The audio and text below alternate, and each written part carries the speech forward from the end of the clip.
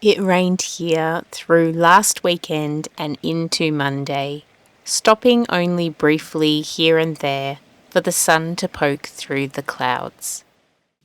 I spent my days getting things done inside the house and popping out occasionally to collect food from the garden. Broad beans are in abundance right now, so I got to making a bulk amount of broad bean burgers. To make them, you need to pod the beans and then simmer them in water to get the casings off. Once they have cooked, it's easy to skin them by taking off the top part of the broad bean and slipping the inside through the hole. Prepping the broad beans can be slow and somewhat tedious, but I look at it as a bit of a meditative moment, repeating the same steps over and over.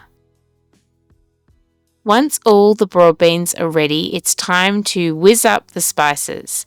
In this recipe, I add 1 teaspoon of cumin seeds, 1 teaspoon of coriander seeds, 4 pepper grains, half a teaspoon of salt, half a teaspoon of turmeric. I whiz the spices to a powder and then I add 500 grams of cooked broad beans. I normally add 1 garlic clove, but I added garlic scapes instead because that's what I had available. I normally add in 2 small spring onions, but I had 2 small leeks on hand, so I used those. Then 2 eggs, half a cup of breadcrumbs, and I blend this all together.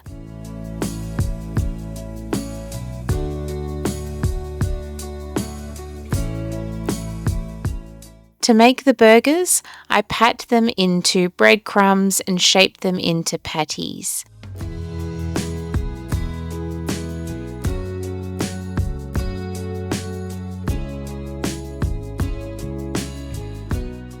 At this point, you can put them in containers and put them in the freezer, and then you can take them out about 10 minutes before you're going to fry them up.